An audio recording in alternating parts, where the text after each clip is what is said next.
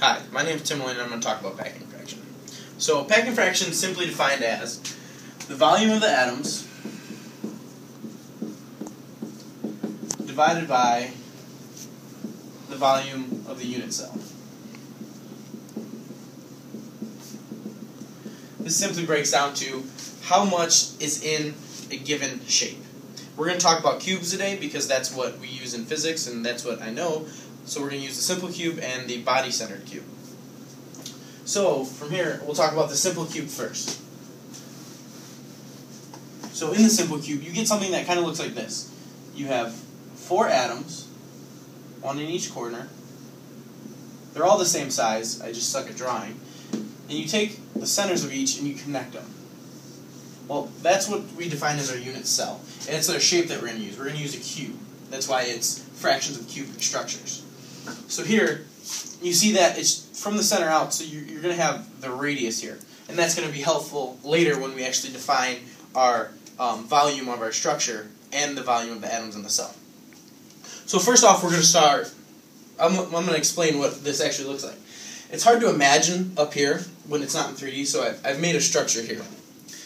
See here, like, you can imagine these white balls here at the edge as your atoms. They completely don't fill up. You would picture them more like this, completely fill, but it's easier with these here. And you're going to have each atom extend to the center of each blue piece. So it completely tries to fill up as much of it as it can. It tries to be as efficient as possible. And that's really where it helps us out. So if you think about that up here, we're going to talk about the first part of our equation, the volumes of the atoms in the cell. So you have to figure out how many atoms you have in your cell. So if you come back here, you see that you have 8. 1, 2, 3, 4. 4 on top and 4 on bottom. Well, not in the entirety of each atom is going to be in the cell. If you actually look at the bigger one that I've made here, you see that right here in the center,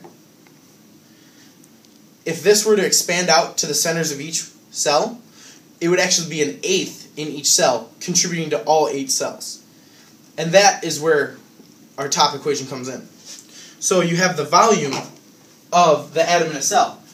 So if you have 8 atoms total, but each one's contributing an 1/8 into the unit cell, you're going to times that by an 1/8, which is really just 1. So you have 1 atom in this simple cell. Well, then you're going to multiply that by 4/3 pi r cubed. This is just the volume of the sphere. So that's your top. So now your volume of atoms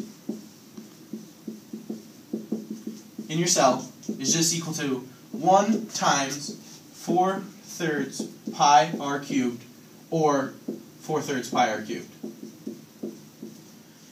Moving on to the lower part of the equation, you're going to get the total volume of the unit cell. Here, we've already defined our unit cell as just from each middle point of your atom. Well, which is from here to here. As you can see, the side length is actually just 2r, or 2 radiuses of your atom. Now the volume of a cube, like we've defined here, is just one side cubed. So, we have the volume of unit cell, which is just equal to one side, 2r, quantity cubed. Alright, so let's put this into equation. So now we have 4/3 pi r cubed over 8r cubed. So we have this packing fraction, right? See here, now our r's are going to cancel. So we really don't have to know what our r of our atom is. You can use this for any type of atom. So you just get these to cancel. So now you have 4/3 pi over 8. Well, this really just simplifies down to 1/6 pi, which is equal to 0.52. Next, we're going to look at our body-centered cubic structure. So let me erase this.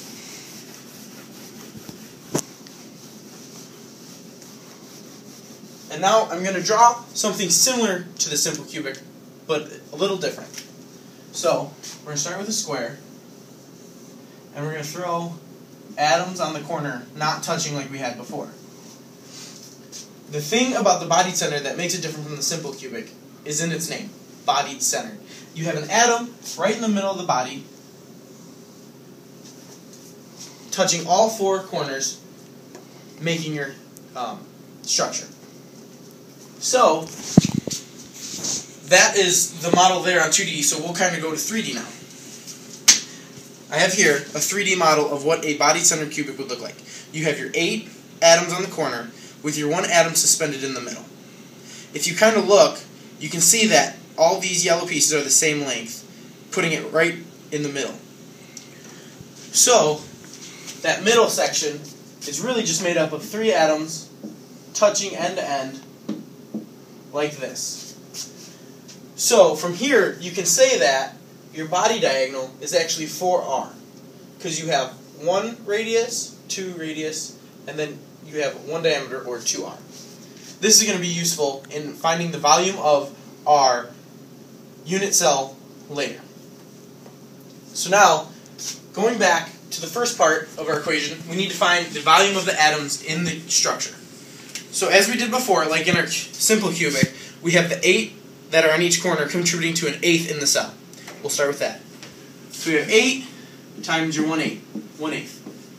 But you got to remember now that we have an extra atom in the middle, which is a whole atom. So it's 8 times 1/8, 1/8 plus 1. Just a simple 2 atoms in the cell. So the top of our equation is just going to be 2 times the volume of the sphere, 4/3 pi r cubed. Similar to the simple cubic structure, but instead of 1 we have 2.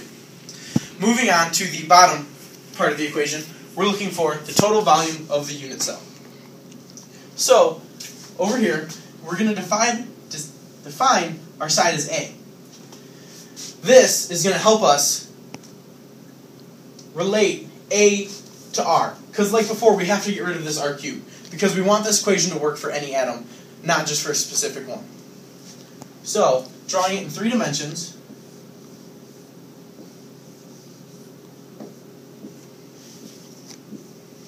let me get another color here. We see that we're going to take the face diagonal down here, which is a right triangle with our body diagonal, and that's how we're going to relate A to R.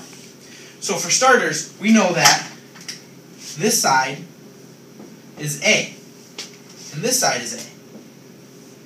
So, to get this down here, we're just going to go use the Pythagorean theorem. So we're going to say A squared plus A squared equals the face diagonal squared.